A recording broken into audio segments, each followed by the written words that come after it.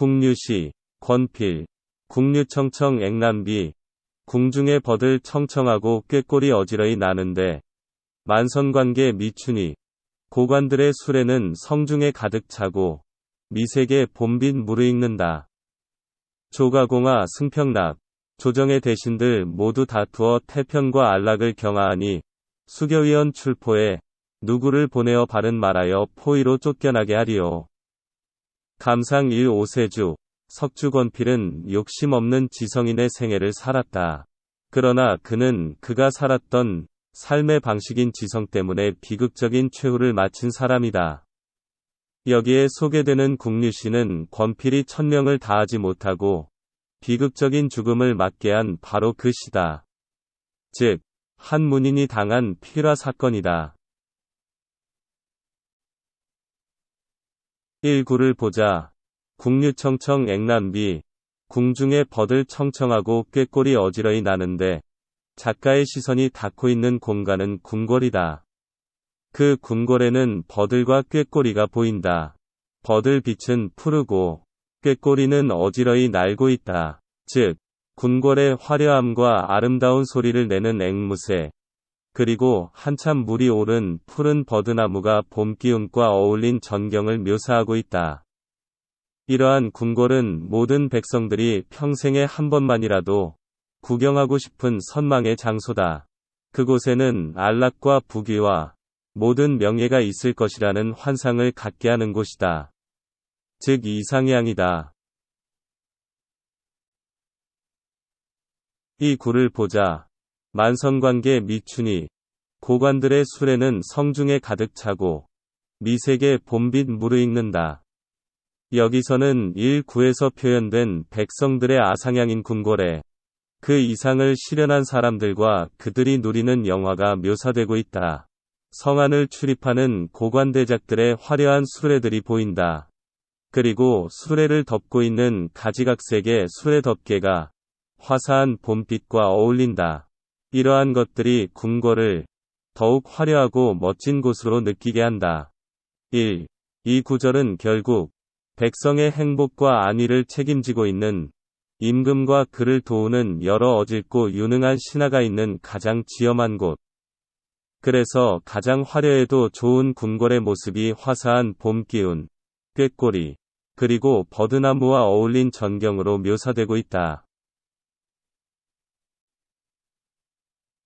3구를 보자. 조가공하 승평락, 조정의 대신들 모두 다투어 태평과 안락을 경하하니, 그런데 여기서 작가는 의문을 제기한다. 백성의 행복과 안위를 위하여 여념이 없어야 할 신하들이 하나같이 임금의 엄적을 칭찬하는 말만 하는 것이다. 그래서 그들은 입만 열면 지금 임금이 다스리는 이 나라는 아주 융성하고 태평하고 안락하다고 경하하는 것이다. 그러나 백성이 느끼는 삶은 피곤하고 불안한 것이다. 적어도 태평하고 안락한 것은 아닌 것이다. 태평하고 안락한 것은 그들만의 것이다. 백성들은 다수가 이렇게 생각하고 있는 것이다. 태평과 안락이 그렇게 쉽게 말로만 실현되는 것이 아닌 것이다. 임금은 백성의 사정도 알아야 하고 신하의 쓴소리 잔소리도 참고해야 한다. 신하들은 때로는 임금의 비위를 거스르는 말도 해야 하는 것이다. 그것도 부지런히 정직하게 말이다. 그러나 그러한 역할을 한 충직한 신하는 없다. 하는 말이란 것이 있지도 않은 태평과 안락을 경하한다 는 말뿐이다. 왜 이러한 현상이 생기는가? 그것은 왕실 측근에서 능력의 검정도 없이 정실인사를 하기 때문이라는 것이다. 그래서 백성이 고통을 당하고 있다는 것이다. 이 점에 대해서 작자 권필은 분노하는 것이다. 3구에서는 화려한 대궐에는 능력 있고 성실한 신하와 어질고 밝은 임금이 있어야 하는데 현실은 그렇지 못하다는 의혹을 제기하고 있는 것이다. 4구를 보자. 수교위원 출포에 누구를 보내어 바른 말하여 포위로 쫓겨나게 하리요. 권필은 올 고즌 선비의 기질을 가진 사람이다. 그는 벼슬보다는 학문과 문학을 원한 사람이었다. 그래서 그는 과거응시를 하지 않았다.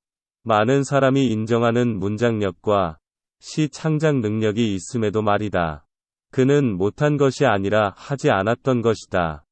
그는 그의 가치관에 따라 자기가 선택한 삶을 살고 있었다. 즉, 그는 마포 서강에 살다가 29세 되던 해에 강화도로 건너가 42세경에 강화도를 떠났다. 그는 강화도에서 초당을 짓고 후배를 가르치는 것을 생업으로 하면서 살았다. 그는 명리를 멀리하고 학문에 전념했다. 많은 유학의 선비들처럼 초당을 지어 서재로 삼았다. 주변에는 복사꽃, 소나무, 국화 등도 키웠다. 소박한 자연을 조성하여 즐기며 학문을 하고 아이들을 가르치며 살았다. 그는 부귀영화보다는 세상의 목탁이 되고 세상의 어둠을 밝히는 등불이 되고자 했다.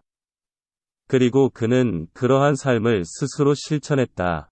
그는 힘보다는 바른 것이 더 중요했다.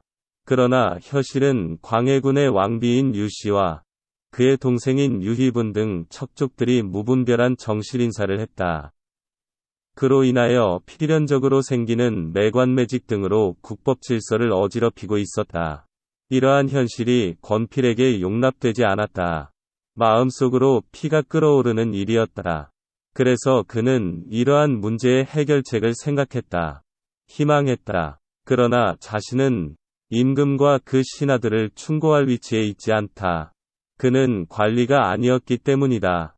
그래서 그는 관리 중의 어느 누구가 관직에서 쫓겨날 것을 각오하고라도 나라와 백성을 위해 임금에게 직언을 해줄 사람이 없는가라고 묻고 있는 것이다.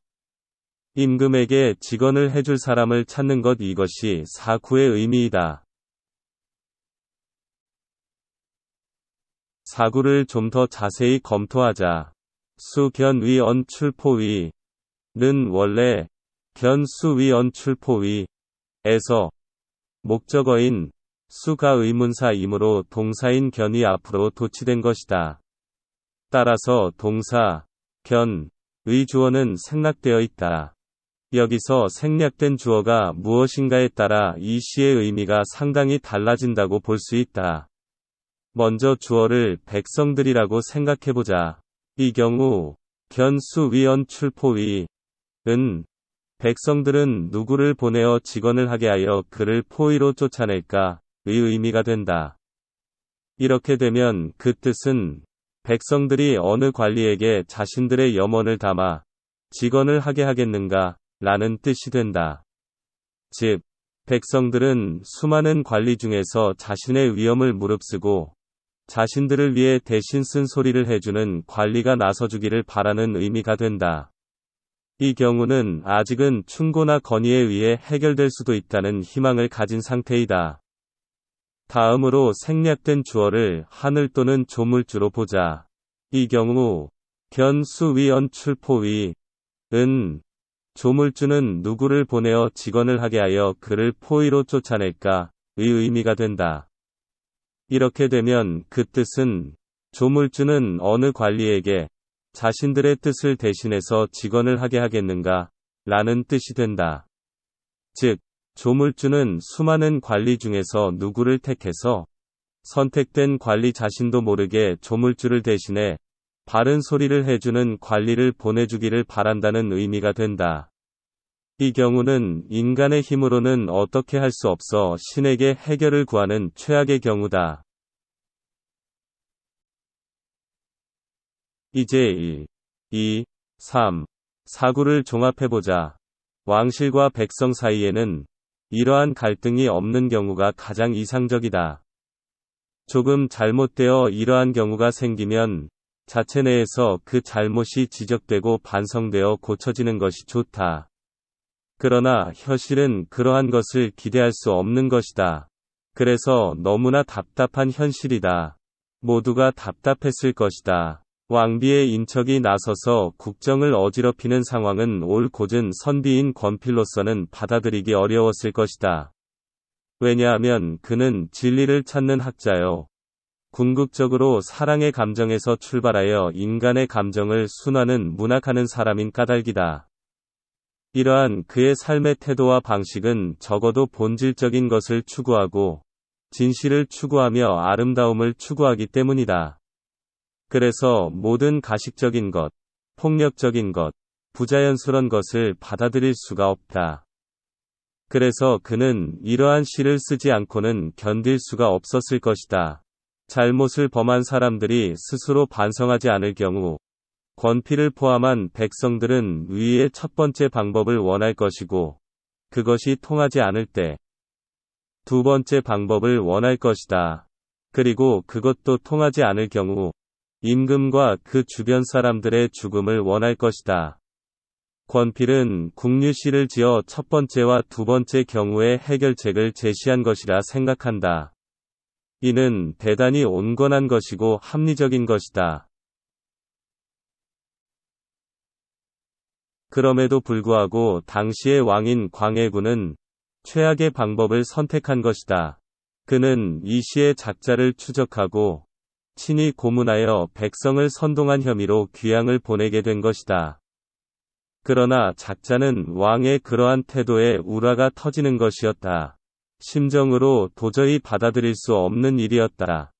기록에 의하면 당시 권필이 귀양지로 가는 길에는 수많은 백성들은 권필을 동정하여 술과 음식을 대접하였다고 한다. 권필은 그들이 주는 술을 모두 받아 마시고 다음날 급사했다고 한다. 결국 권필 자신이 그 누구가 되고 만 것이다. 조물주가 권필을 희생양으로 택한 것이다.